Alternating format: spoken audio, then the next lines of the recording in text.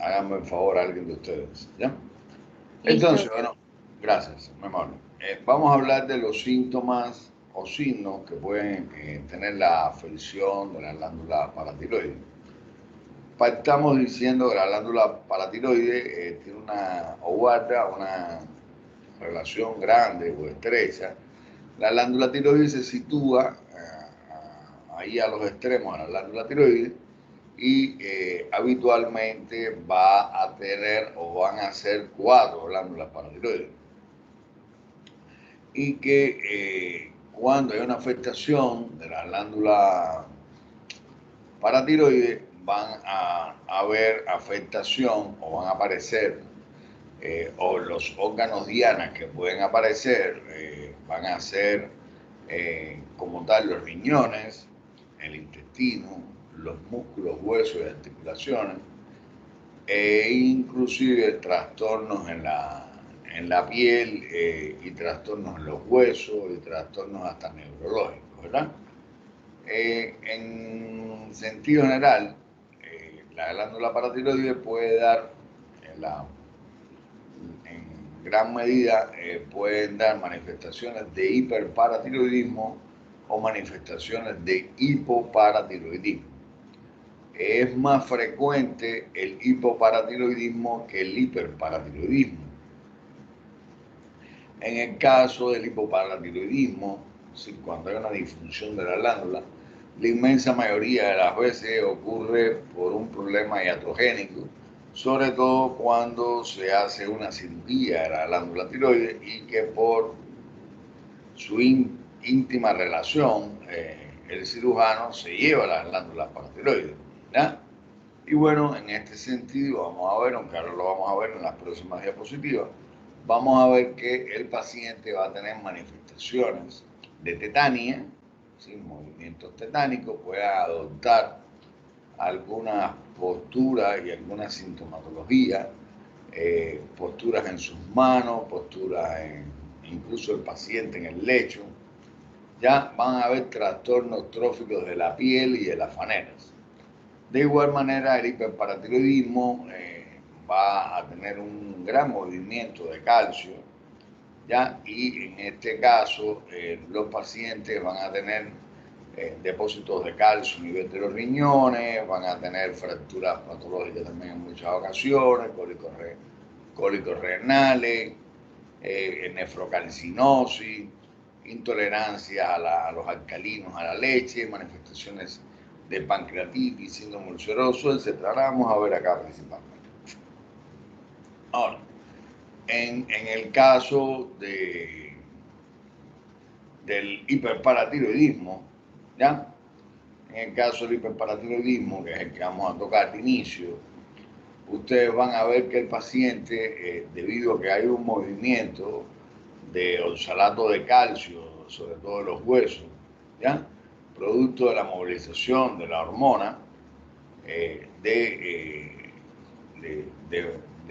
sacar calcio de donde es los depósitos normales, ¿verdad? Que van a ser a nivel de los huesos, ustedes van a ver que ese riñón va a sufrir una nefrocalcinosis, es decir, el riñón se convierte en una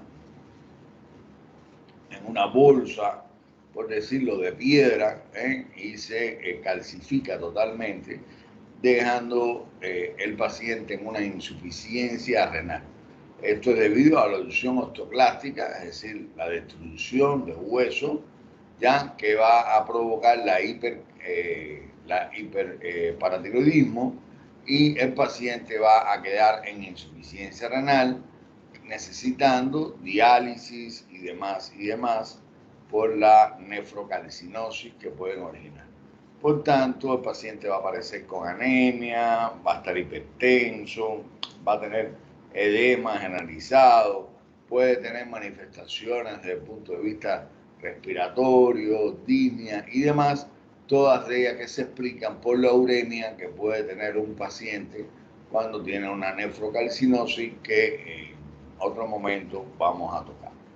Desde el punto de vista digestivo, el paciente va a tener una marcada anorexia con una marcada pérdida de peso. Pacientes van a encontrarse caquéticos, con anorexia psicógena en muchas ocasiones, y el paciente también va a referir una intolerancia a la lactosa, que normalmente ocurre en los adultos, pero estas personas solamente van a tener un déficit de lactosa a nivel de su intestino y solamente, bueno, el organismo trata de compensar y de no absorber más calcio, ya lo está movilizando de los huesos y no, ya es echar más agua donde ya la piscina está llena, y entonces el organismo inteligentemente trata de compensarlo, ¿no? Y lo primero que va a hacer es una intolerancia a la lactosa, donde un paciente que al ingerir la leche va a tener una diarreas que van a ser profusas, que van a ser ácidas, que sobre todo en los niños van a referir de que se le quema a nivel ahí de la región perianal, y eso es debido a la acidez que presentan las diarreas cuando hay una intolerancia a la lactosa. Desde el punto de vista del aparato digestivo, los pacientes van a quejarse o se van a quejar de manifestaciones dispépticas que incluyen dolor, sobre todo sensación de llenura, pero el dolor y reflujo y pirosis es producto de la habitualmente presencia de una úlcera duodenal o úlcera gástrica que puede presentar estos pacientes. Y por último, la gran movilización de calcio puede constituir también una calcinosis a nivel pancreática y el paciente presentar pancreatitis. En el caso de los huesos, que es lo más llamativo, por decirlo de alguna manera, los pacientes pueden sufrir debido a la pérdida de la calcificación ósea, porque hay lesiones osteoclásticas destructivas en los huesos, pueden sufrir, además del dolor y de la artralia, pueden sufrir fracturas patológicas. ¿Y qué cosa es una fractura patológica?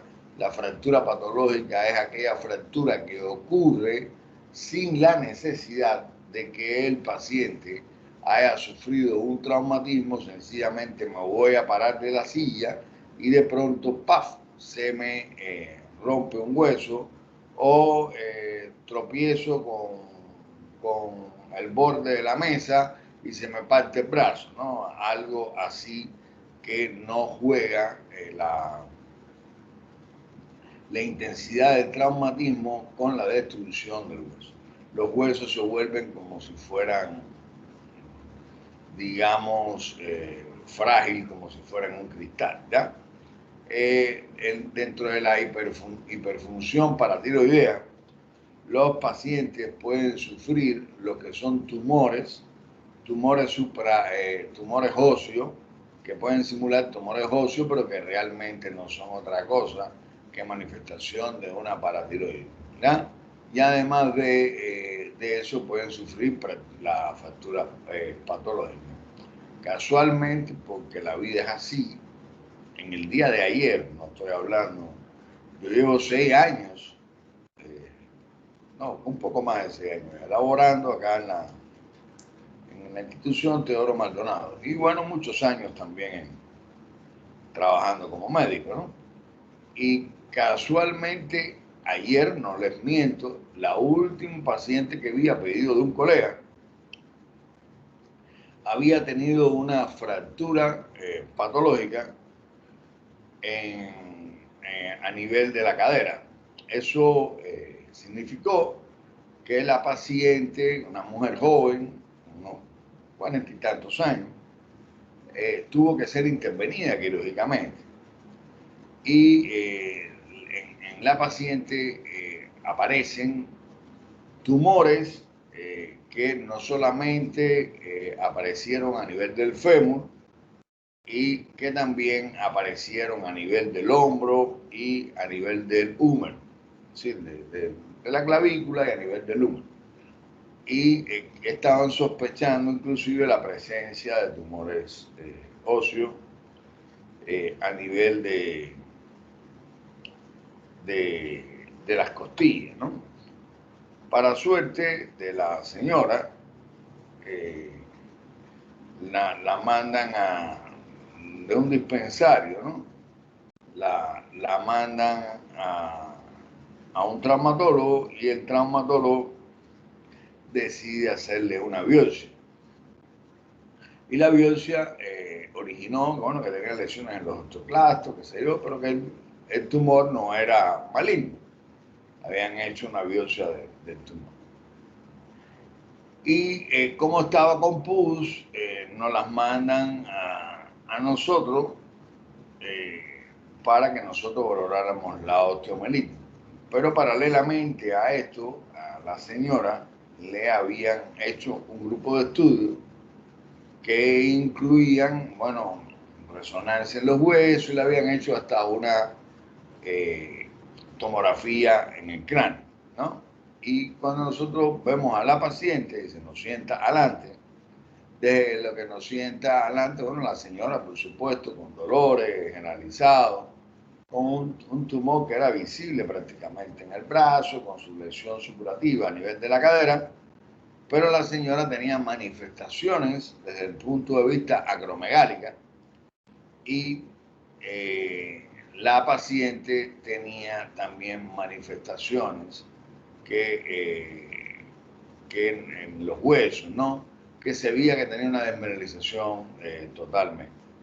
Por supuesto, la interconsulté con el endocrino, porque tenía manifestaciones también faciales desde el punto de vista acromegálico, y la vimos con el endocrino y yo le comenté la posibilidad de que parecía, a mi criterio, que tenía un hiperparatiroidismo. Y bueno, el endocrino la vio, se entusiasmó con el caso, porque para él era un caso muy interesante, y bueno, sí, me dijo que era un hiperparatiroidismo sin lugar a duda y que bueno, realmente es bastante infrecuente. Yo le diría que también la señora tenía otras manifestaciones, tenía unas uñas quebradizas, sí, era un hiperparatiroidismo, como diríamos nosotros del libro, y si le soy honesto, creo que en mi vida profesional es el primero que yo veo y que yo diagnostico, ¿no? Y bueno, casualmente me pasó el día de ayer, porque así es la vida. Voy a dar una clase de hoy relacionado con este sentido y ayer me cae el paciente en la consulta. Eso los médicos le decimos la ley de la serie, ¿ya? Y también que desde el punto de vista médico, dice que Dios perdona al inocente. Entonces, cuando tú no sabes algo de una cosa o no es tu cosa, tu diario, ¿no?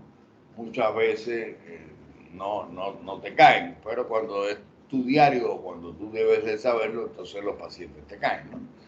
Y bueno, lo que llegó por una infección y un posible tumor terminó siendo una enfermedad que era totalmente solucionable y no una paciente que prácticamente la tenían ya como fuera de recursos. La hipofunción tiroidea, paratiroidea, disculpe, es todo lo contrario a la hiperfunción paratiroide. En esta, los pacientes van a tener como tal manifestaciones de hipocalcemia, ¿no? Esa hipocalcemia va a provocar contracciones espasmódicas.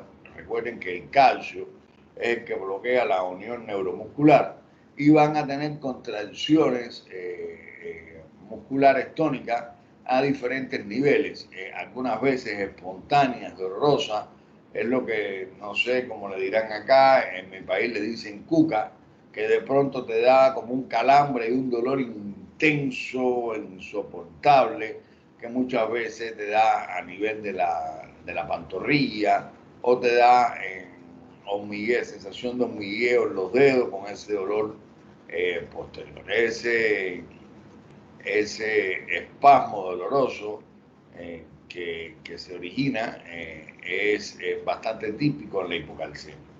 En las manos va a originar un espasmo carpopedral, como ustedes ven acá en esta diapositiva,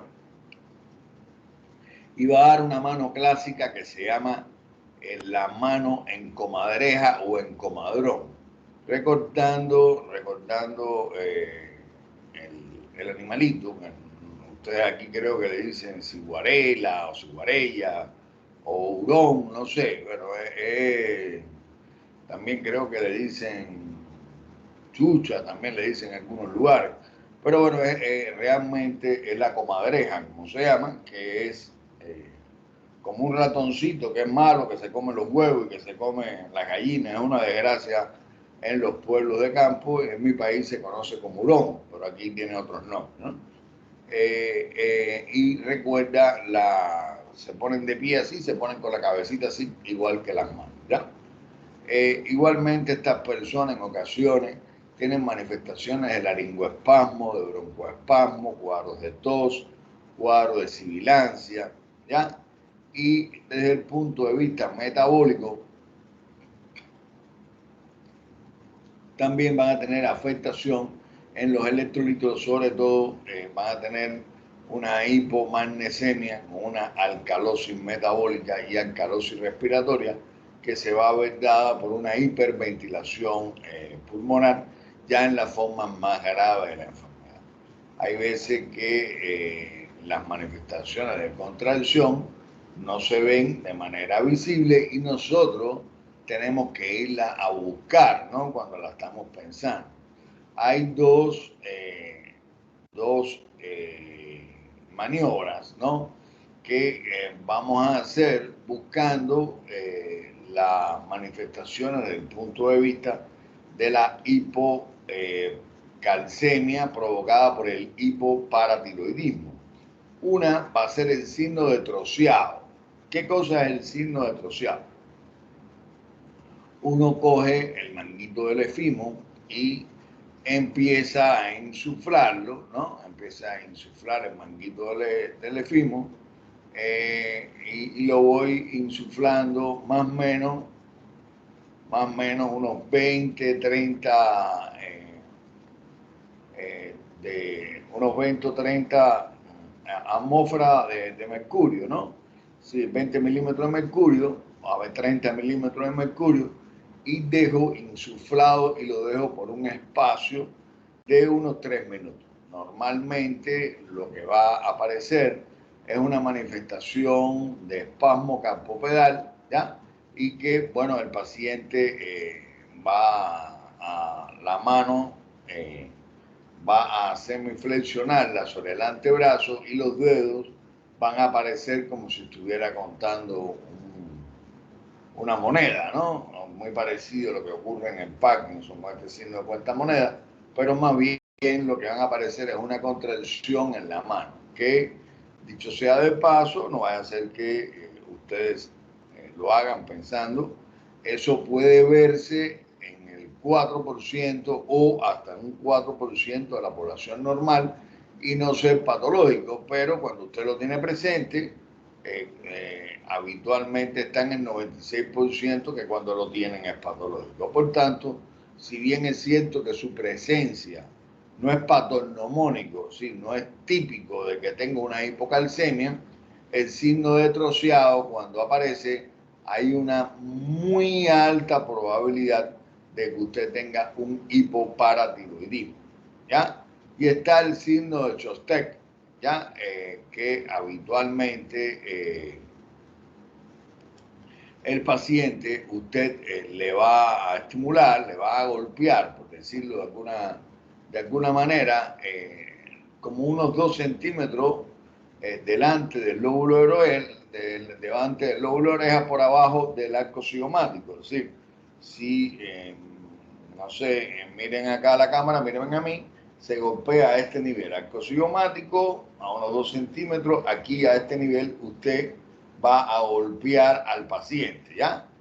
Cuando usted golpea el paciente, va a hacer, no, lo habitual es que no haga nada, pero el paciente podría hacer una contracción, así se contrae, hacer una contracción de hemifacial, ¿sí? De un lado de la cara, y esa contracción se presenta. Cuando se presenta esa contracción es el signo de Chostek. debido a la hiperreactividad que tiene por la hipocalcemia, ¿ya? Que también pueden aparecer hasta 1 de cada 4 personas podrían tenerlo sin que esto constituya un signo patológico, pero cuando usted lo tiene, el 75% de las personas que lo presentan es producto de que tienen una hipocalcemia. Si bien es cierto que cuando les hablé de hiperparatiroidismo es infrecuente, el hipoparatiroidismo sí no es tan infrecuente.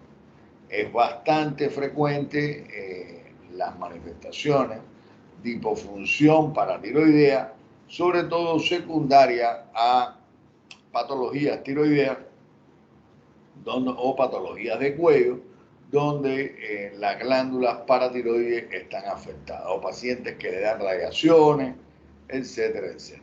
¿Ya? Desde el punto de vista de los complementarios, los pacientes pueden ver, por ejemplo, tener esta formación de estos tumores, que cuando tú lo ves dicen, no, tiene un cáncer, como pasó con la chica, ¿no? Estos son los trastornos de la paratiroides en sentido general, ¿no? Malformaciones en los huesos, calcinosis, fracturas patológicas y bueno, las manifestaciones del calcio y el fósforo que siempre van disculpen, de la mano, pueden tener la afectación tanto en la hiper como en la hipocalcemia. ¿Ya?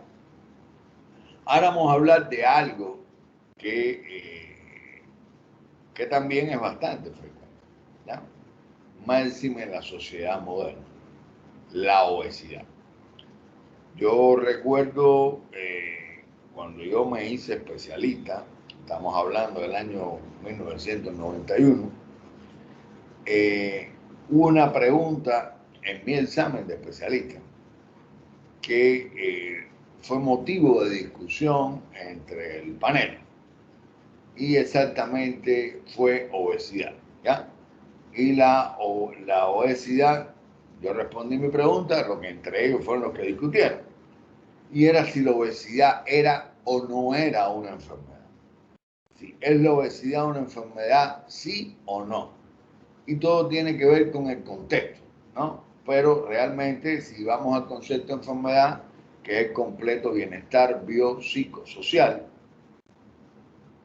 es difícil que una persona con una obesidad extrema o con una obesidad mórbida esté contento, porque además de la dificultad que le trae su movilización y demás, va a tener habitualmente rechazo social, no va a tener una ropa que le sirva, y además toda la predisposición que va a tener a la aparición de un grupo de enfermedades, bien sea por el aumento de peso, bien sea por habitualmente el mala metabolismo de los hidratos de carbono y el más metabolismo que van a tener, sobre todo el manejo de la grasa, hipercolesterolemia, hipertrigliceridemia, que conducen a una aterosclerosis más marcada, ¿ya? Entonces, bueno, la obesidad va a constituir un factor de riesgo vascular independientemente de que tengan o no tengan otros, y esta se va a definir según el índice de masa corporal y es como tal el precursor más importante para la aparición de diabetes mellitus tipo 2, porque cuando hay obesidad habitualmente va a aparecer una mayor tamaño en los adipocitos y va a secundariamente provocar un aumento en la insulinoresistencia, es decir, las personas van a tener dificultad para el hecho de poder, digamos, disculpen, me puse a leer ahí, Diego, ya vi que te incorporaste, yo después te pongo la asistencia, disculpen. En la obesidad, cuando hay un aumento de los adipocitos, va a tener insulina resistencia, y a pesar de que los niveles de insulina puedan estar normal, va a tener un trastorno en el metabolismo, los hidratos de carbono, porque va a tener una mayor necesidad de insulina que van a sobrepasar las capacidades de producción de los islotes beta y por tanto va a haber un desarrollo de una hiperglicemia o hiperglucemia, como le quieran decir, producto de que no van a poder movilizar toda la azúcar que se adquiere durante la dieta. Bueno, ¿cómo vamos a definir la obesidad y cómo vamos a tener en cuenta el peso, ¿no? Hay que tener en cuenta que hay un índice de masa corporal. El índice de masa corporal se va a sacar con una fórmula que es el peso en kilogramos dividido entre la talla en metros cuadrados. Si la talla en metros, sí, pero la talla al cuadrado, ¿ya? Usted va a ver que eso te va a dar un índice, ¿no? El índice de masa corporal, cuando, no sé, por ejemplo, le pongo, suponer, si tengo un paciente que pesa 100 kilos y mide, no sé, 1,80 por 1,80, sí, 180 por 180, bueno, ahí te va a dar el índice de masa corporal, ¿ya? Habitualmente el índice, yo para la matemática no soy bueno, pero bueno, ahí ustedes lo pueden sacar. El índice de masa corporal, cuando usted tiene menos de un 18,5, usted está bajo peso. Cuando usted tiene un 18,5 y un 24,9, usted va a estar normopeso. Cuando usted tiene entre 25 y 26,9, está en un sobrepeso, grado 1. Cuando está entre 27 y 29,9, usted está en un sobrepeso, grado 2. Y consideremos obesidad cuando usted esté por encima de 30 y hasta 35. Cuando usted está por encima de 35, está en una obesidad tipo 2, que dicho sea de paso, a partir de la obesidad tipo 2, ya las personas van a tener, digamos, cuando hacen alguna enfermedad pulmonar o demás, van a tener una mortalidad mucho más grande. Y por eso, por ejemplo, la obesidad de más de un 35% constituye un factor de riesgo importante para la mortalidad hoy en día, por ejemplo, en la pandemia de COVID que estamos sufriendo, pero es valedero para cualquier enfermedad respiratoria que conduzca a una disfunción respiratoria. La obesidad mórbida es la obesidad cuando ya usted tiene más de un 40%, personas aquellas que pesan una barbaridad. Y bueno, ya la obesidad extrema, que va más allá de la mórbida, es cuando el paciente pesa, no sé, 700, 800, 900 libras, ¿verdad?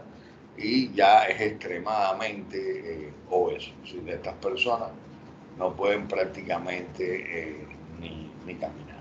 Pero la obesidad per se como tal no solamente es un factor de riesgo.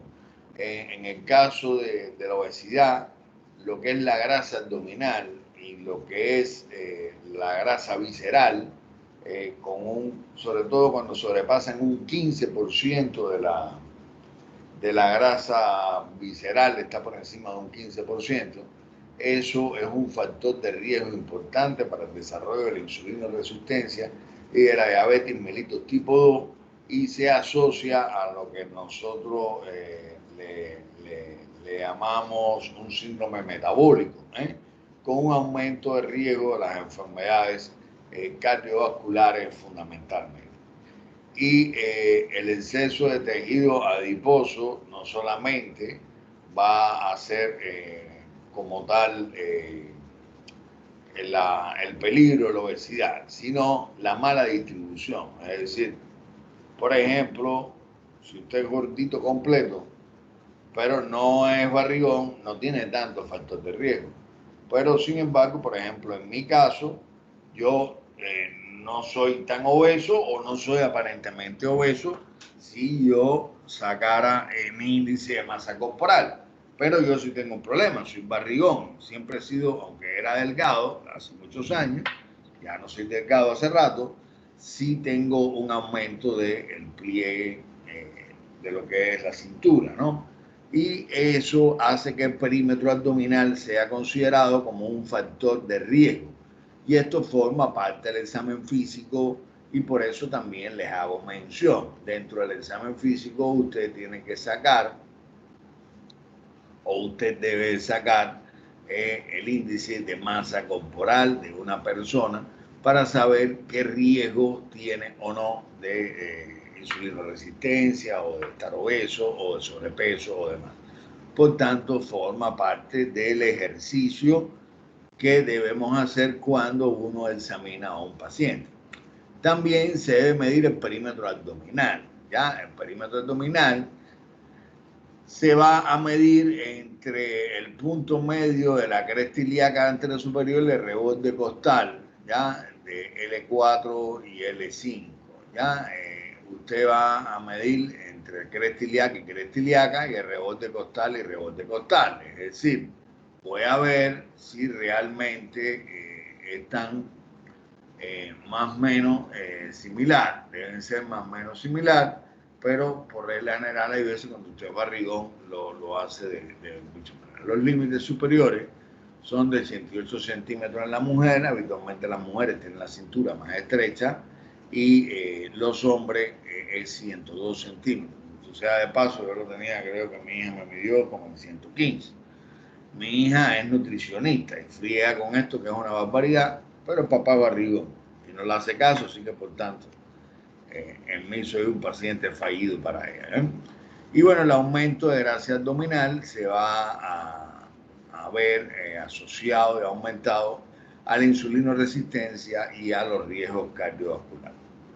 Hoy en día existen pesas o balanzas que son capaces de dar un grupo de datos, ¿ya? Que te mide la grasa corporal, te mide tu factor de riesgo, te miden, bueno, hace una cantidad de cosas en los aparatos esos cuando tú nada más pesaste, ¿ya? Que entonces también te dicen que tú tienes una edad biológica de un montón de años por encima cuando usted tiene cierto grado de obesidad y un aumento del perímetro abdominal, ¿ya?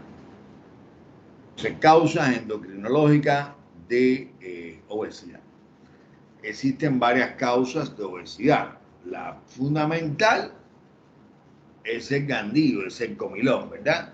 Porque los obesos siempre se quejan de que dicen, no, yo no como nada y estoy gordo. Mentira, casi nunca eso ocurre.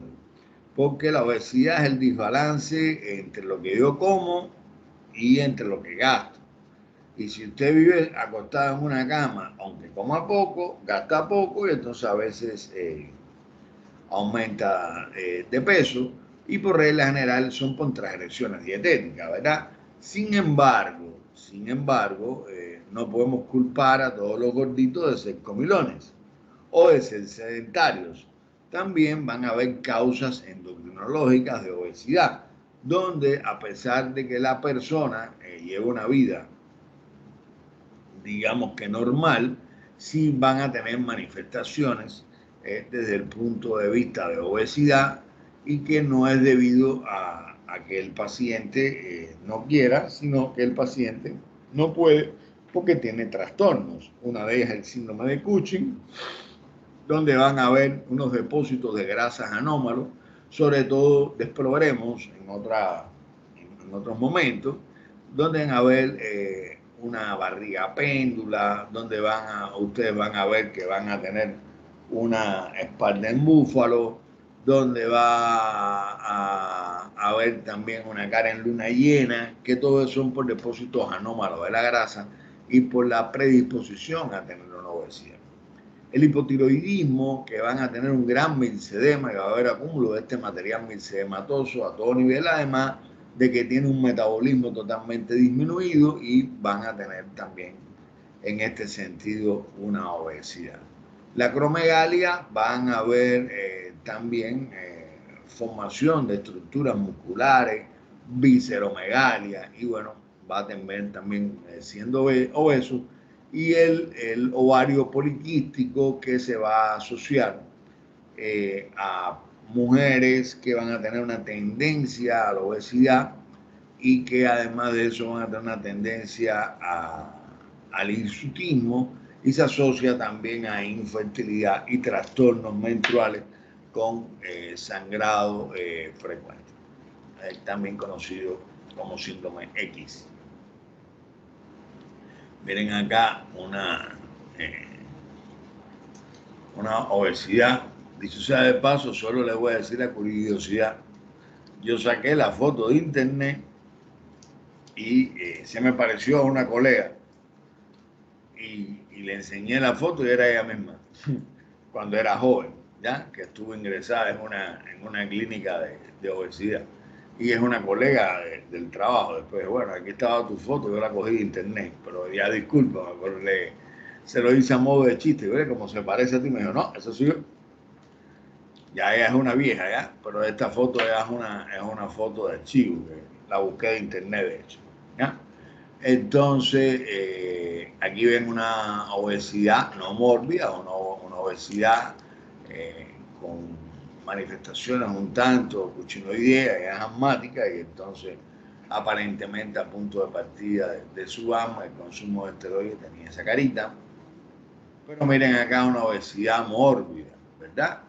Acá esta persona apenas puede incorporarse de la cama producto del gran peso corporal que tiene y por supuesto sus pobres músculos y huesitos no pueden sobreponerse o no pueden sobrevivir a ese peso tan exagerado que tiene esa señora. Vamos a hablar ahora un poquito, o les voy a enseñar algunas láminas y algunas diapositivas de cambios dermatológicos o alteraciones en la piel que puedan ocurrir en pacientes con manifestaciones endocrinas. A veces tenemos las cosas en nuestra cara y no nos damos cuenta porque no sabemos lo que estamos viendo, ¿ya?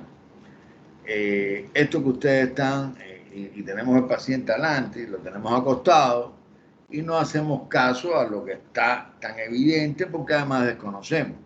Y lo que desconocemos no diagnosticamos, ¿ya?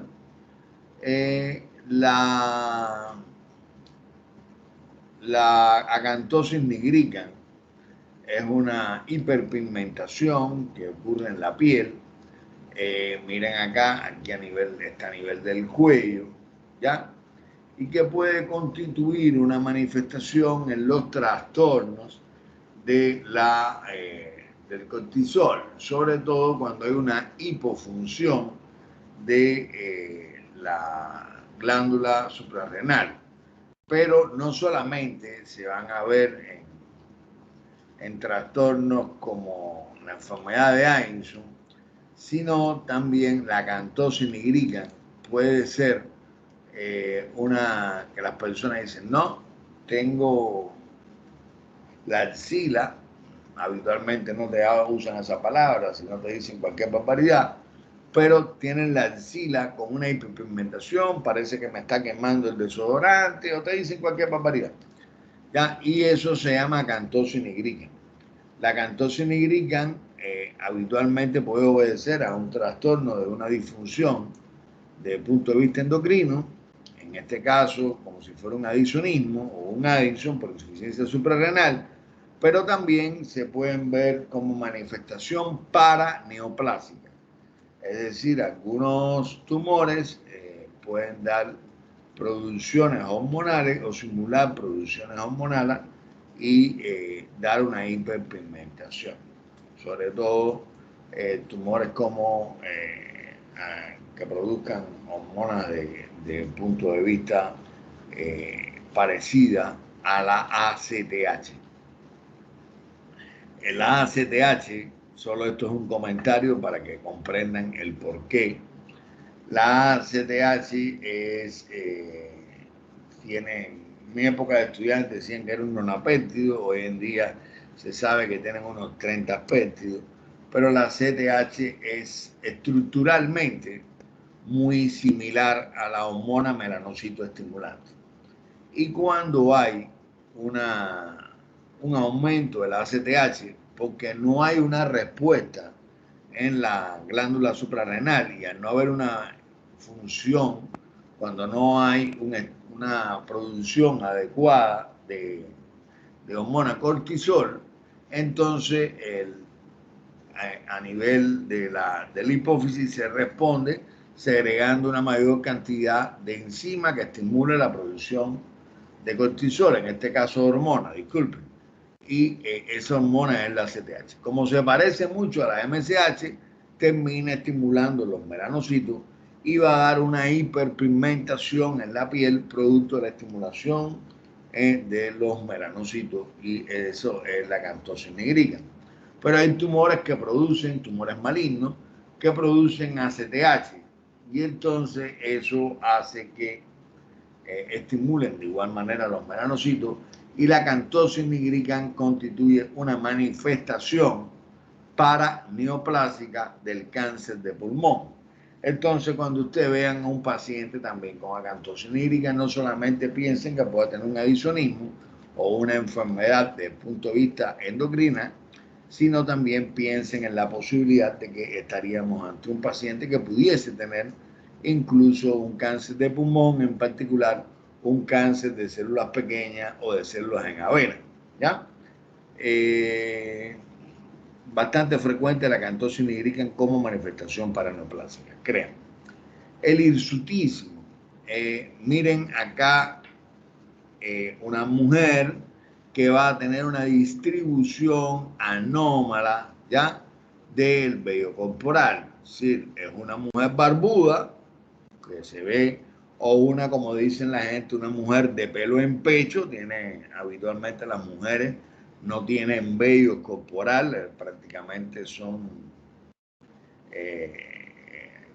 lampiña con alopecia, como le quieran decir, pero lo que tienen son pequeños pelitos, pero no desarrollan como tal pelos negros, gruesos, ¿verdad? Como es el vello pubiano. Y cuando eso está en la mujer no es normal, y a veces las mujeres, en su desespero y en su afán de que eso no se vea, algunas terminan afeitándose y parecen hombres en muchas ocasiones, y realmente sobre todo se ve en el síndrome del ovario poliquístico. También en algunas mujeres van a tener una distribución del vello corporal como si fuera un patrón masculino. Miren acá, parece un patrón masculino, y a nivel de la espalda, la implantación baja la espalda, encima de las nalgas, ya ustedes también van a tener una distribución en forma de triángulo de vello corporal. Ese es el hirsutismo, y que habitualmente va o traduce un trastorno gonadal por regla general, aunque algunas patologías como es el Cushing también pueden dar un hirsutismo, ¿ya? Miren acá una evaluación de hirsutismo donde se clasifican en grado de 1 a 4, en una clasificación que usan los endocrinos, le dicen clasificación de Ferriman, donde, digamos, en el caso del bigote, miren cómo va desde 1 a 4, ¿ya? En el caso de la barba, de 1 a 4, en el caso del vello intermamario, en el pecho, en el tórax, como le quieran decir, de 1 a 4. La distribución, normalmente, fíjense, el 1, el 2, el 3 y el 4, todos son hirsutismo. 1, 2, 3 y 4, a nivel de la vulva, mírenlo en los brazos, en las piernas, en la espalda, ¿no? Y sobre todo a nivel de los glúteos. Muy traumatizante para algunas mujeres. Cuando yo era joven, bien joven, a algunos chicos les gustaban, y la vida va cambiando, ¿no? Era como un fetiche sensual, las mujeres velludas, ¿no? Y realmente, les soy honesto, yo siempre dije, no, a mí no me gusta, parece una mujer con pelo en pecho, parece un hombre, ya. Pero la vida cambia. Hoy en día, para las mujeres, el no tener vello corporal es muy importante, hasta se hacen cirugía, se rasuran y todo lo demás, pero el hirsutismo, incluso con todas estas técnicas que hay hoy en día, es también bien molesto porque a pesar de que se rasuren, siempre va a tener la eminencia ahí de los vellos corporales y es bien incómodo y molesto para las mujeres. Y habitualmente cuando ustedes lo ven así tan importante, casi siempre hay una patología endocrina de base y en particular patología desde el punto de vista de una disfunción ovárica con ovario poliquístico y demás. El mixedema pretibial. El mixedema pretibial, ustedes van a ver que van a verse en personas fundamentalmente con un hipotiroidismo. Ahí ustedes van a tener un aumento de volumen a nivel de ambos tobillos y de la parte inferior de las piernas. Sin embargo, cuando usted comprime con sus dedos sobre las prominencias óseas de la tibia, usted va a ver que no deja ninguna fobia, no deja ningún godet. Eso es típico del mixedema y por tanto no se llama edema pretibial, sino se llama mixedema por estas características que es propia del hipotiroidismo, lo cual se acompaña también de una piel gruesa, seca, poco elástica, fría, quebradiza, que se va a ver en personas que tienen un hipotiroidismo con una mixedema. La onicolisis, ¿qué significa esto? Las uñas van a estar frágiles, quebradizas, pequeñas, se pueden ver en más de una patología desde el punto de vista endocrinológico, como puede ser la hipofunción paratiroidea, como pueden ser el síndrome de Cushing y como puede ser el hipertiroidismo y otras patologías endocrinas que pueden dar trastornos en las uñas. Por ejemplo, en la enfermedad de Addison, las uñas tienden a hiperpigmentarse, hacen estrías longitudinales, de un color oscuro marcado. Creo que por adelante tengo una diapositiva que después vamos a ver. Mira aquí mismo, está bien cerca. Miren acá, en el Addison, cómo las uñas se le hacen un pliegue negro, se manchan de bien oscura, ¿ya? En la enfermedad de Addison es típico que a nivel, miren acá, de los pliegues de flexión de las manos, ¿ya? En más de una ocasión hemos tenido en la sala donde laboro pacientes con Addison, porque los pacientes con VIH-Sida, como nosotros trabajamos, en muchas ocasiones hacen, en su etapa final de la enfermedad, hacen un síndrome adisoniano, es decir, hacen un adisonismo. No es propiamente una enfermedad de Addison, porque la enfermedad de Addison está dada por cuando usted tiene una patología propia de la glándula suprarrenal. Pero el síndrome de Addison obedece a un grupo de disfunción de las hormonas, es decir, de la glándula suprarrenal por diversas afectaciones. Y en este caso, una de las afectaciones que pueden dar esta condición van a ser el HIV, que el HIV puede conducir a una cosa que se llama Westing síndrome o síndrome de desgaste, y ese síndrome de desgaste puede llevar aparejado a las manifestaciones de adisonismo. Y también los pacientes HIV tienen muchas veces tuberculosis o micosis, y tanto los micosis como la tuberculosis les gusta, porque es que les gusta afectar la glándula suprarrenal, su función, y entonces por infiltración, bien sean de linfomas, de tumores, a veces los neoplasias terminales, van a infiltrar la suprarrenal y van a dar manifestaciones de adisonismo, ¿verdad? O de enfermedad de Addison.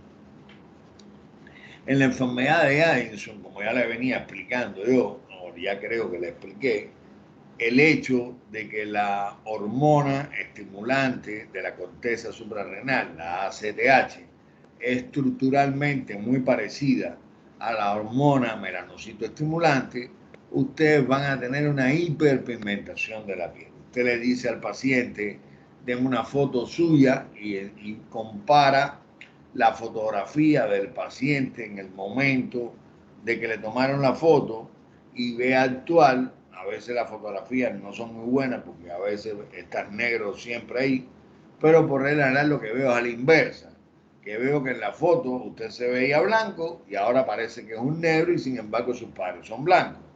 O ya en la raza negra oscura, esto es muy difícil, ¿no? Pero incluso en ellos usted va a ver que a nivel de las manos, de las axilas, de los pliegues de flexión y de extensión, pero sobre todo en los pliegues de flexión, van a tener una hiperpigmentación marcada en los surcos, que se hace totalmente visible, pero es algo extraordinariamente visible. Parece que le han dibujado con un bolígrafo, es decir, con un esfero ya a nivel de esa estructura.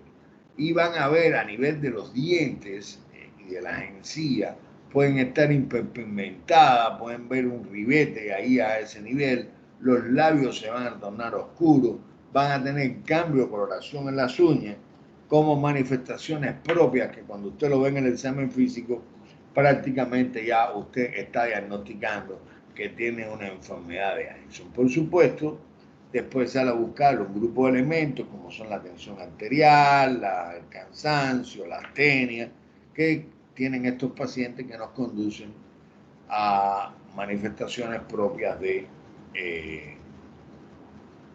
un adicionismo. También en piel van a tener las estrías purpúricas o estrías longitudinales que se va a ver en el síndrome de Cushing, donde ustedes van a presentar o se puede ver en esos pacientes estas estrías, ¿ya? Miren acá, esa foto está muy buena, donde van a ver manifestaciones de estrías longitudinales que se van a ver producto de la vascularización exagerada que tienen los pacientes cuando tienen un síndrome de Cushing. Trastornos mamarios. En las mamas vamos a ver que podemos tener más de una característica. En la mama puede haber lo que conocemos como galactorrea, que quiere esto decir que vamos a tener la salida de leche en una mujer que no está embarazada, ni ha estado embarazada, o en un hombre que no tiene por qué tener leche. Habitualmente la presencia de galactorrea obedece a la presencia de un tumor en la adenopófisis y a la presencia de un prolactinoma, que como se llama, son tumores pequeños y son productores de secreción mamaria porque provocan galactorrea. De hecho, una persona con la cual tuve bastante relación en mi vida porque era la pareja de mi mejor amigo, ¿no? En aquel momento. Una vez estábamos cenando y ellos llevaban ya, por supuesto, él no era médico, ¿no? Llevaban algún tiempo que estaban casados y no habían tenido hijos.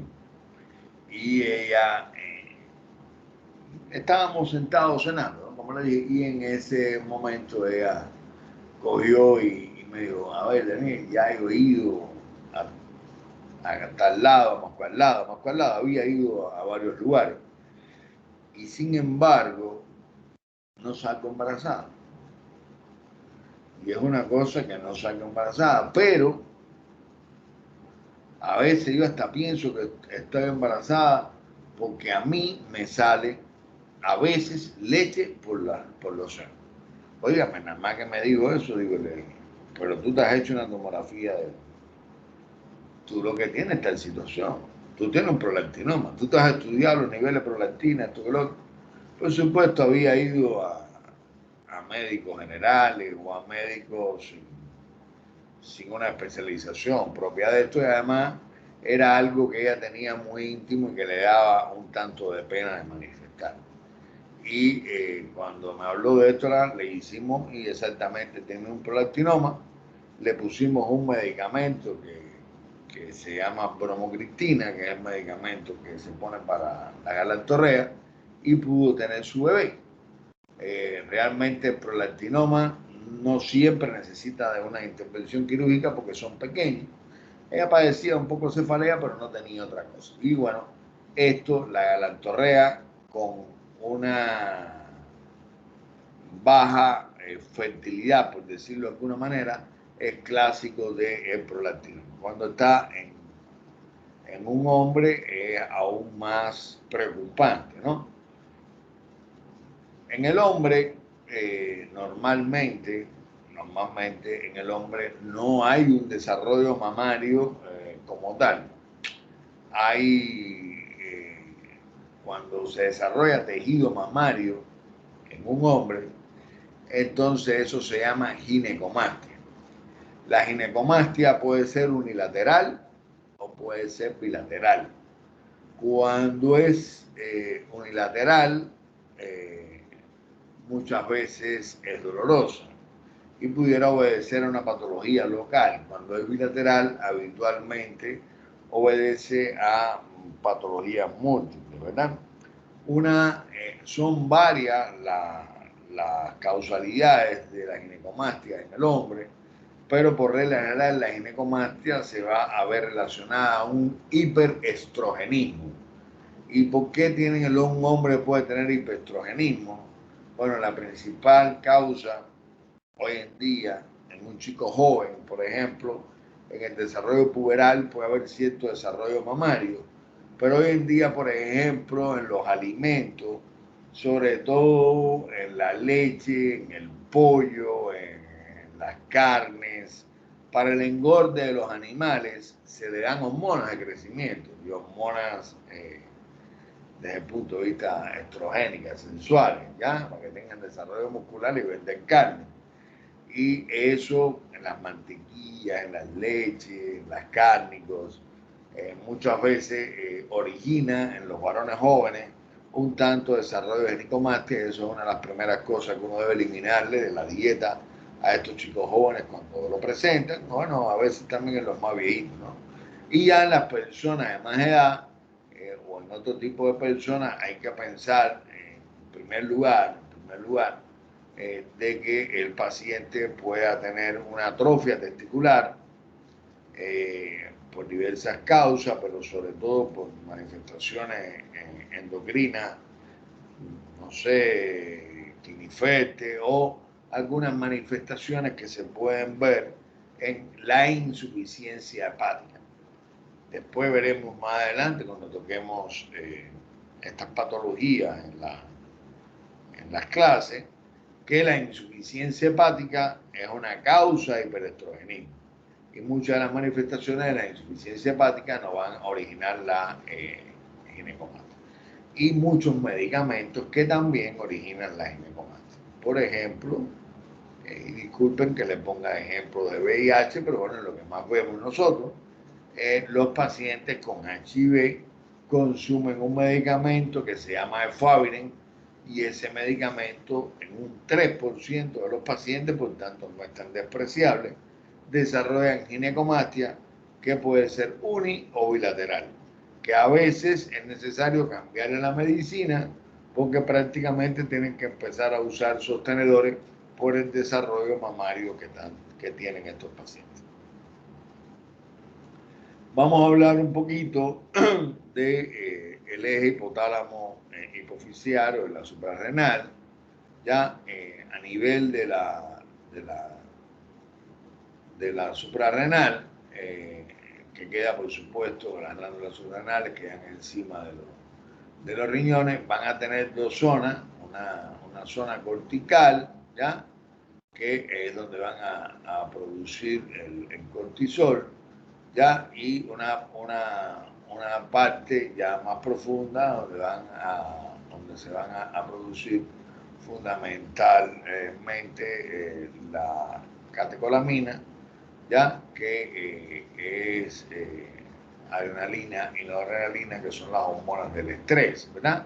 Pero bueno, en el caso del cortisol, que es el causante del síndrome de Cushing, y esto es valedero para todas las hormonas, cuando el cortisol está bajo, estimula a nivel hipotalámico, cuando circula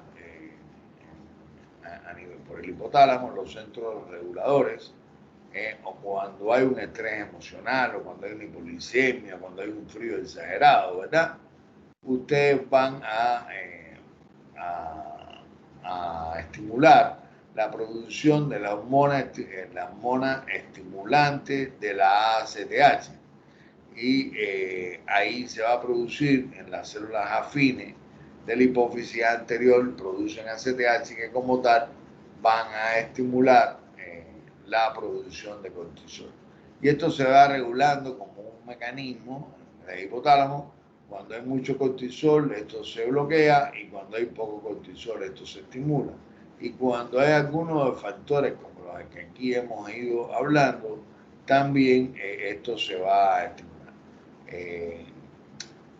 Existe lo que se llama una cosa que se llama ritmo circadiano, donde estas hormonas del estrés, que no solamente son las hormonas esteroideas, ¿no? Los esteroides, hacen que en la noche estas hormonas, que son hormonas, digamos, protectoras del organismo, en la noche están un tanto disminuidas, y durante el día van a estar aumentadas porque, bueno, es nuestro ritmo horario y nuestro estilo de vida, ¿verdad?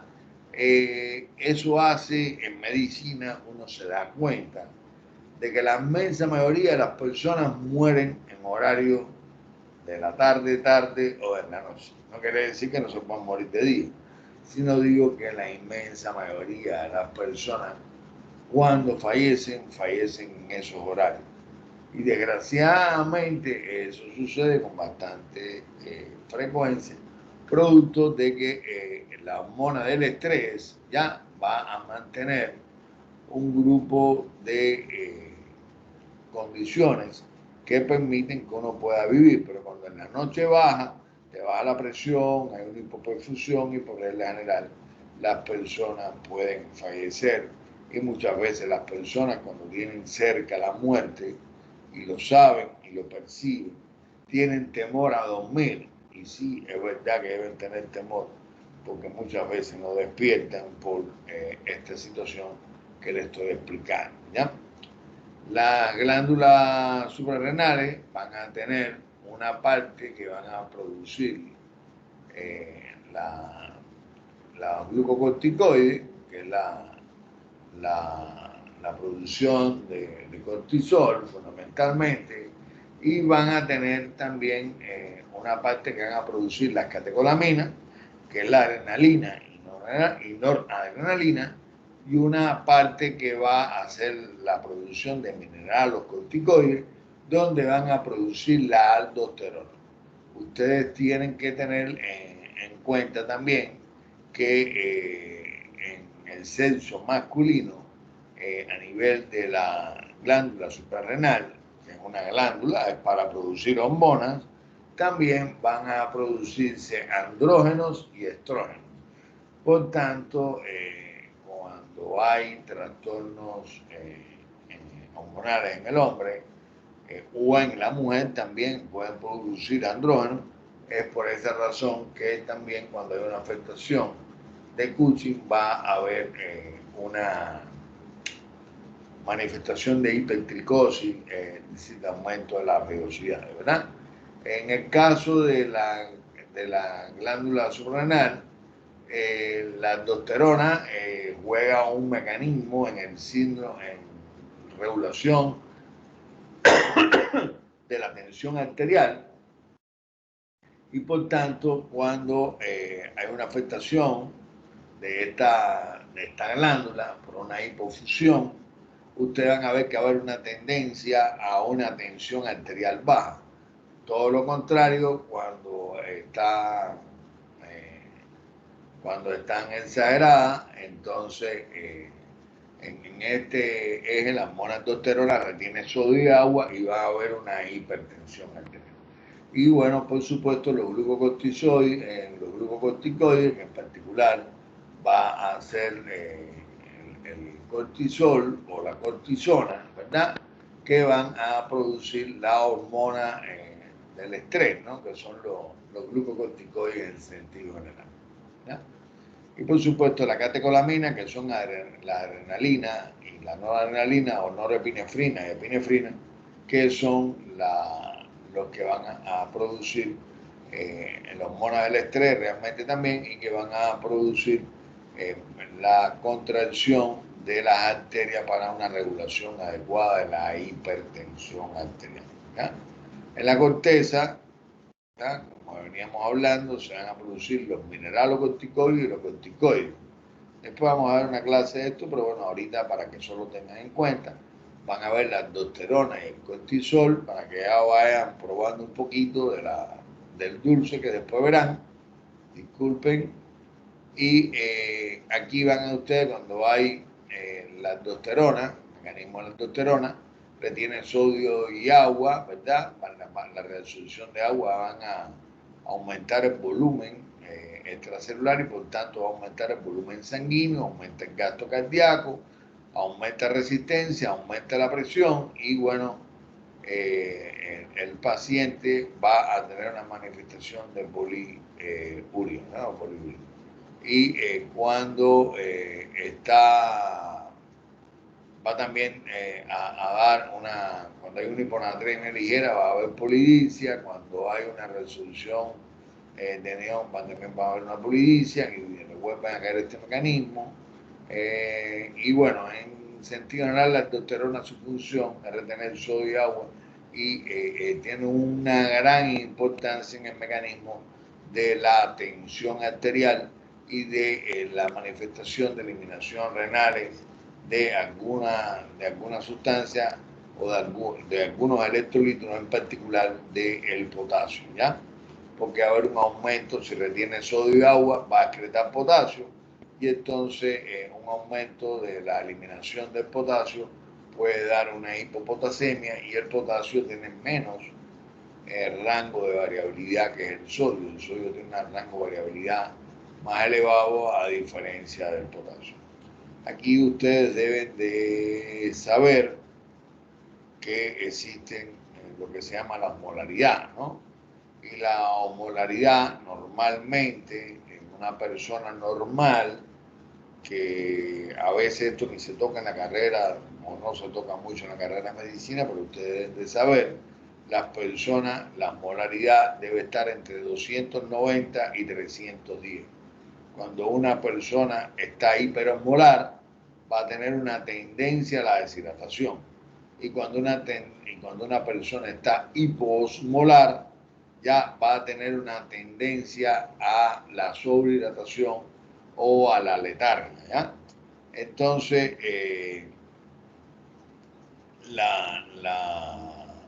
la fórmula de la osmolaridad se saca 2 multiplicado por sodio más potasio, 2 sodio más potasio, más glicemia más urea, de manera tal, para que me comprendan, y eso no lo hace muy rápido, porque por regla son electrolitos que uno hace de manera regular. Para yo calcular, yo digo, bueno, 2 sodio normal 140, son 2 sodio más potasio, 2 sodio 140 son 280, ¿verdad? Potasio son 5, vamos a suponer 4, son 284, 288, porque es multiplicado por 2, 2 sodio más potasio, sodio más potasio por 2, ¿no? Entonces 240, 140, 144 por 2, 288, ¿ya? 288 más glicemia, normalmente la glicemia es 5, 6, cuando lo voy por milimol, son 286, la urea son 4, 5, 6, 7, 290, ¿ya? Ahí 2 sodio más potasio está bien. Si yo tengo una marcada hiperglicemia, voy a tener una hiperosmolaridad. Pero si yo tengo el potasio, el sodio elevado, 150, voy a estar hiperosmolar. Si lo tengo disminuido a la inversa, y así yo saco mi fórmula mental y sé si mi paciente tengo que aumentarle o disminuirle el aporte de electrolitos, ¿verdad? El control del metabolismo, como tal, del cortisol, es una hormona que es una hormona anabólica, ¿ya? Va a originar una gluconeogénesis, es decir, una formación de glucosa a punto de partida de movilización, porque es una hormona para el estrés, va a aumentar el glucógeno hepático, disminuye la utilización de glucosa y la concentración de glucosa. La proteína disminuye el contenido celular de las proteínas, aumenta las proteínas hepáticas, esto es a modo de conocimiento, después lo vamos a ver, y sobre todo ahora estamos hablando del examen físico, pero sí va a dar una movilización de la grasa con una tendencia a una hipertrigliceridemia e hipercolesterolemia, ¿ya? Y la médula va a tener una relación muy directa con el sistema nervioso central, con la segregación de adrenalina y noradrenalina, que van a tener que ver mucho con la vigilia, con el estrés.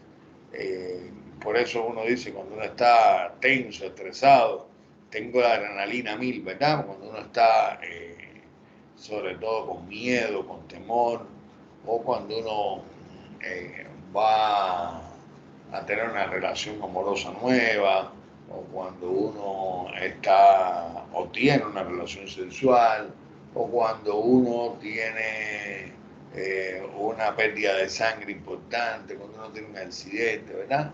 Normalmente ahí va una liberación de la adrenalina, hormona del estrés. Las anomalías fundamentales de la corteza suprarrenal, bueno, aquí vamos a tener la enfermedad de Addison, que después vamos a ver en esta semana posiblemente, y van a dar astenia, pérdida de peso, anorexia, vómito, shock por hipovolemia, dolores abdominales, hiperpigmentación de la piel, ¿ya? Va a tener también pulso débil, hipofunción, personas van a estar lentas, van a tener una hiperpigmentación que va a estar generalizada, sobre todo en los labios, en las encías, en las lenguas, en los carrillos, en los pliegues de flexión, va a estar con un tórax asténico, pérdida de peso. Los ruidos cardíacos van a estar apagados en su intensidad, la tensión arterial va a estar un tanto disminuida, los pezones y las areolas de pezón, tanto en hombres como en mujeres, van a estar con una marcada hiperpigmentación, ¿ya? En el abdomen se va a ver que donde usted pone el cinto, en el ombligo también va a estar hiperpigmentado, las extremidades van a estar hiperpigmentadas. Recordar que en gran medida tiene que ver con la presencia de la melanocito estimulante, y va a haber también una hiporreflexión a otros testículos. Y va a haber una incapacidad para conservar el sodio, va a haber una hiponatremia. En el caso de la hiponatremia, hay que ver, porque una hiponatremia significativa te puede dar letargia y te puede conducir a la muerte, ¿eh? Y por tanto, y también va a haber una excreción renal exagerada con una también aumento exagerado de la excreción del ion potasio, y por tanto también podría tener una hipopotasemia. En la incapacidad para conservar el sodio va a disminuir el espacio extravascular, hipoventilado, hipotenso, síncome postural, estado de shock, pérdida de peso y astenia, ¿no? Y la excreción renal alterada de potasio y iones ácidos va a dar una hipercalcemia, una sistolia cardíaca por la hipopotasemia y una acidosis metabólica, ¿ya? El déficit de cortisol, por las afectaciones de la suprarrenal, van a tener una incapacidad de concentrar la glicemia en la orina, y por tanto va a ser una hormona hiperglucemiante, disminuye la liberación de las proteínas y grasas de los tejidos, conduce a una, por tanto, una acidosis láctica, porque porque no deja que se utilicen las grasas ni la proteína por los tejidos, y van a tener una despigmentación de la piel en el caso del déficit de cortisol en muchas ocasiones, pero sobre todo cuando es a nivel terciario como tal. El hipercortisolismo o síndrome de Cushing, ¿ya? Que es cuando está elevado el cortisol. En este caso estamos hablando de un déficit de cortisol propiamente dicho, pero cuando está elevado, entonces ya no es un Addis, ya es un Cushing.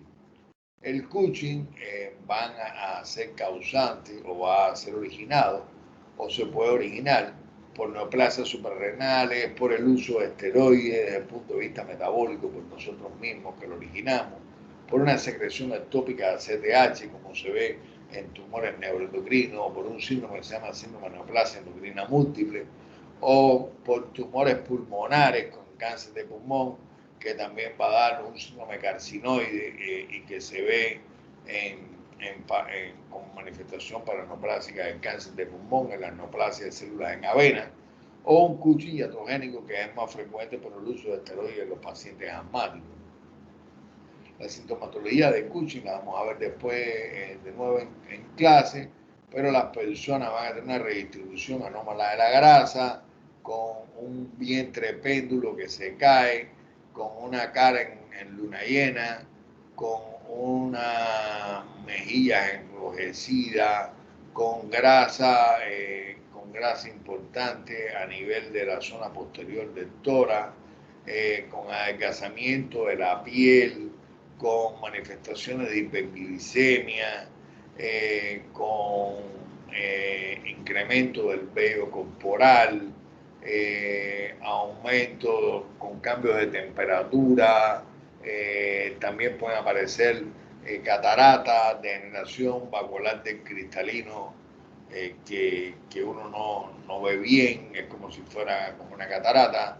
Esto es bastante infrecuente. Quien les habla, su profesor, cuando tuve una vez yo soy asmático y estuve usando esteroides durante un tiempo y me dio una degeneración del cristalino siendo yo bastante joven, que todavía hoy en día arrastro, y por ejemplo yo no puedo manejar, no veo de noche, ¿ya? Porque tengo como una catarata, y tampoco me puedo operar porque el riesgo de perder la visión, porque no es completo, es alto. Entonces, por tanto, prefiero no manejar de noche porque de noche no veo bien, y por eso a veces ustedes ven que no es que esté ciego, ¿no? Pero a veces no puedo tener una buena lectura y demás, porque mi graduación de los lentes no me corrigen con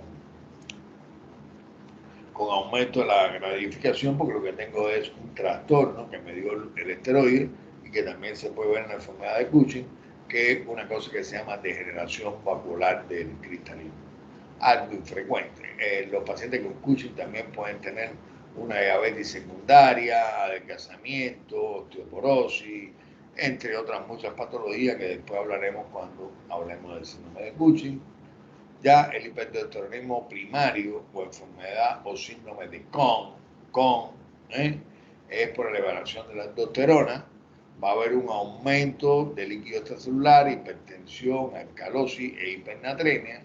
Y el aldosteronismo primario, porque hay primario y secundario al uso de algunas drogas como tal, de alguna medicación, va a provocar una hipertensión arterial, parestesia, es decir, calambres, poliuria en grupos musculares, y van a dar síntomas y signos como puede ser hipertensión.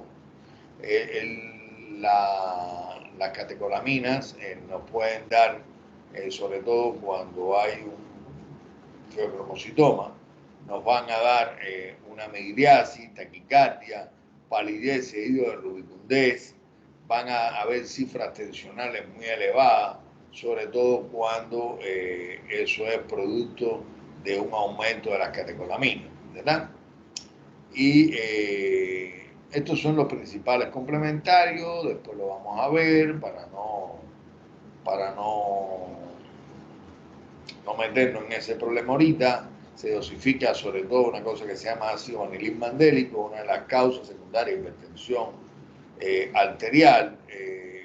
Ustedes deben haberlo dado ya, va a ser el feocromocitoma, y donde pueden ustedes llevar a emergencias hipertensivas con peligro para la vida, con edema agudo de pulmón y otros tipos de manifestaciones, ¿ya?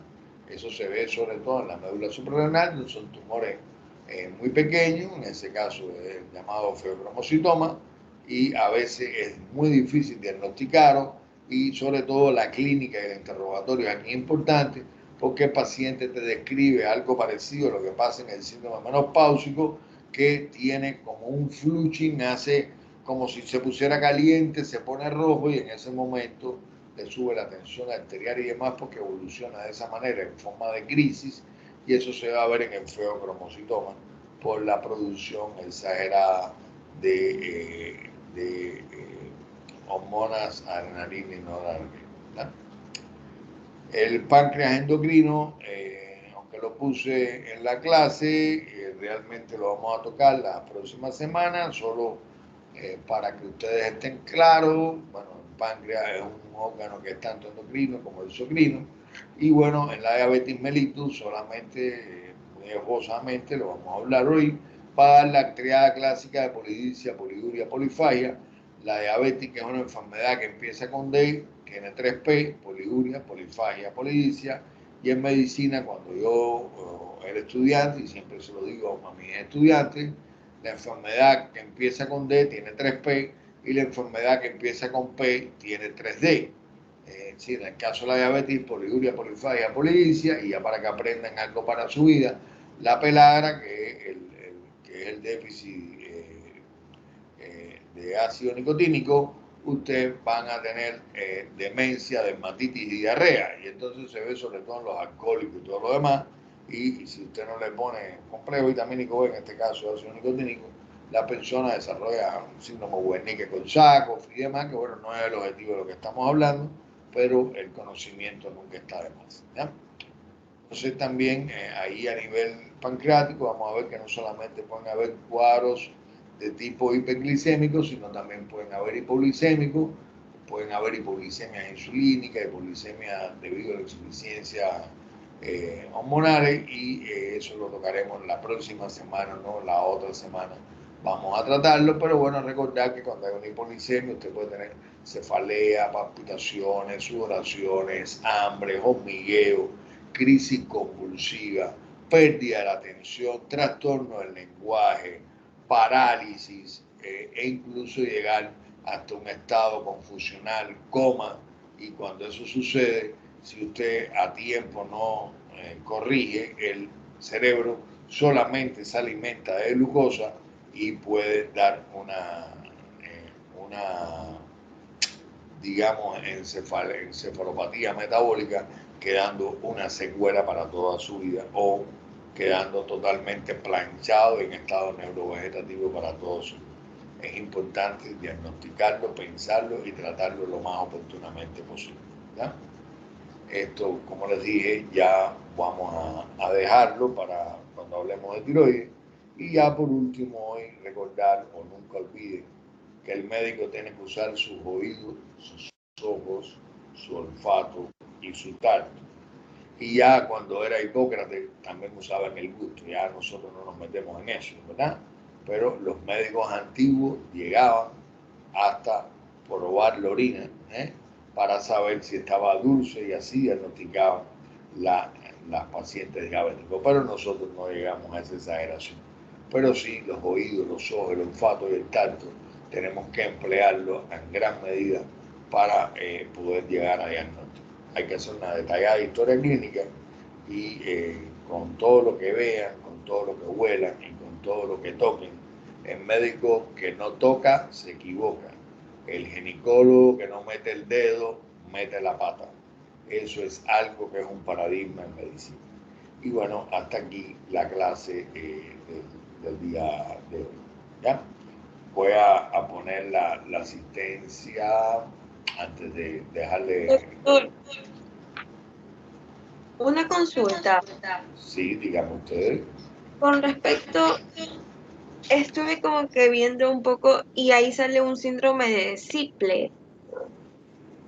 También entraría dentro del tema.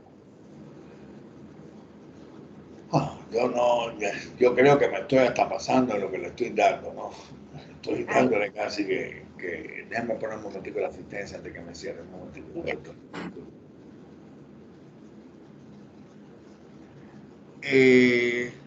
Guerrero se incorporó, Diego, y Líger se Sí, incorporó. doctor.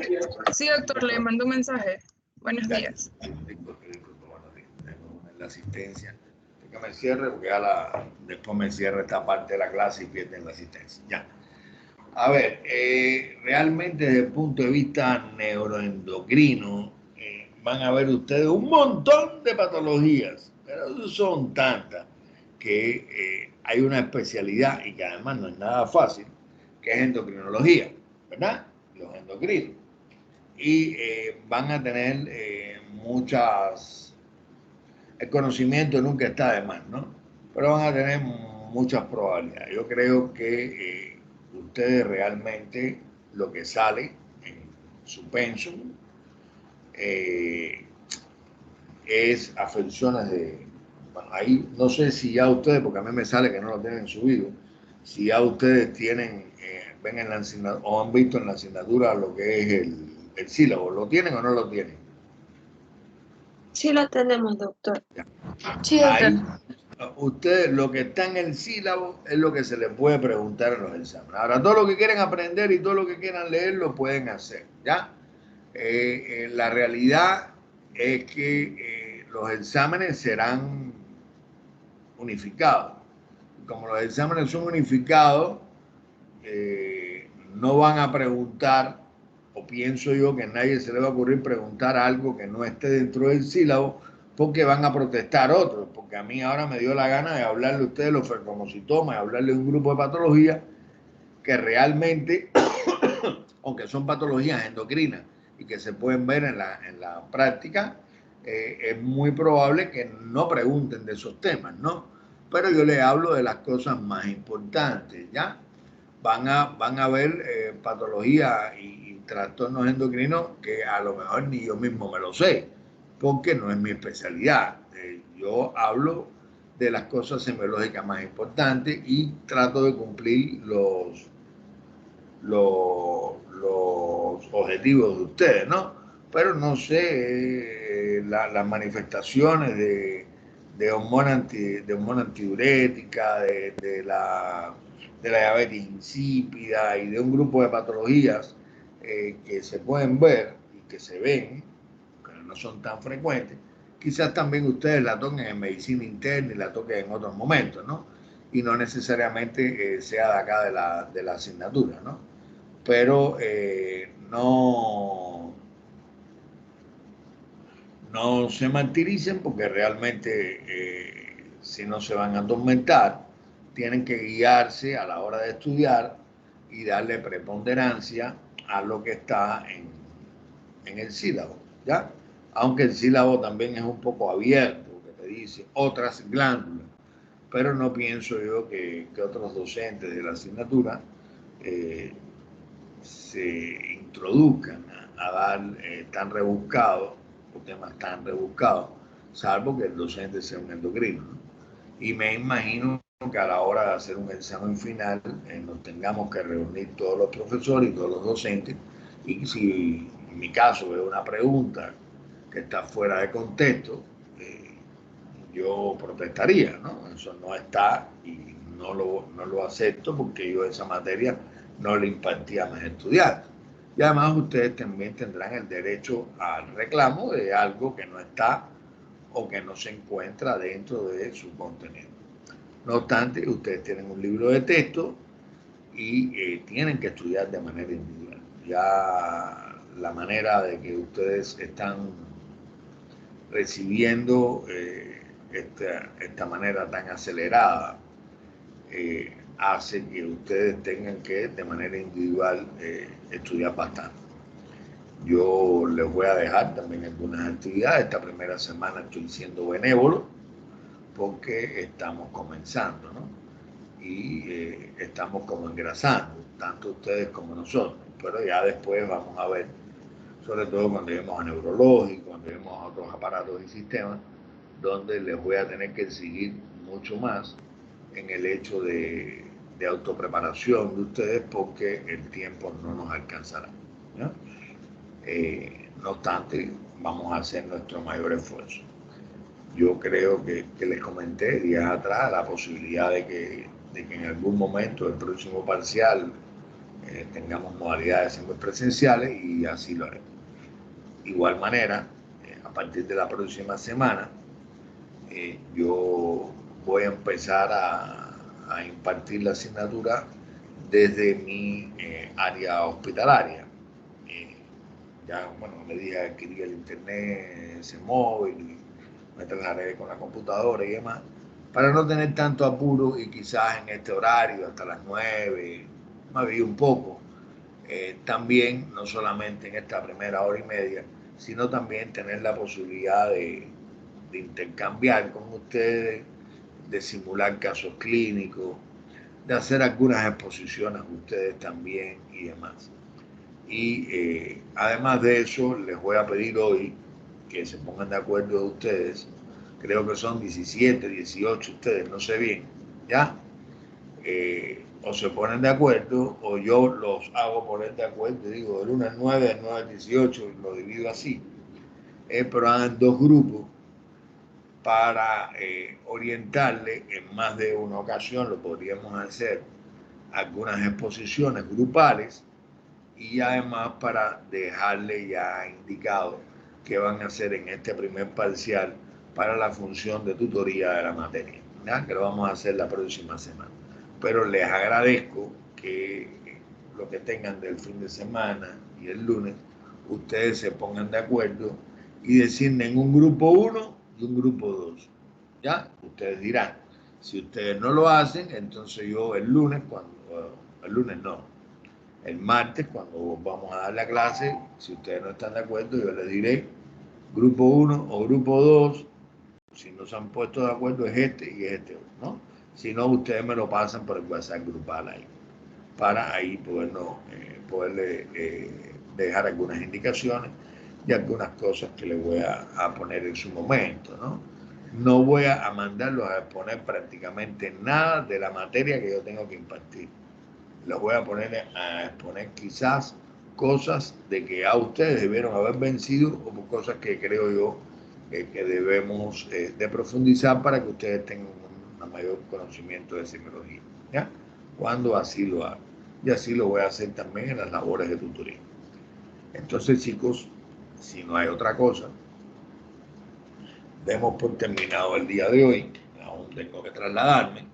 Y en esta no segunda hora, porque queda un poco más de una hora, les invito y les pido, es más, les exijo que le dediquen tiempo hoy a ver el vídeo que les puse.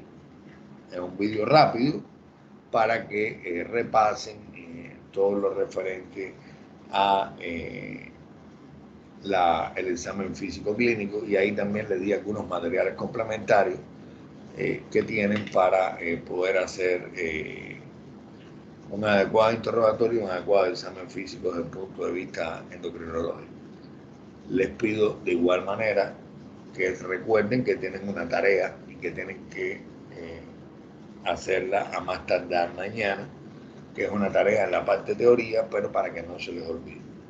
Entonces ya con ustedes me despido hasta la próxima semana. El lunes nos estamos viendo de nuevo y tengan un excelente fin de semana.